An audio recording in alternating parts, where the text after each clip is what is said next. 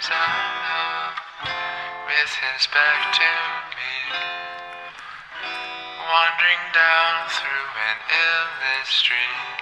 I'm curious and would like to intrigue. Is this inspiration or self-defeat? And from the corner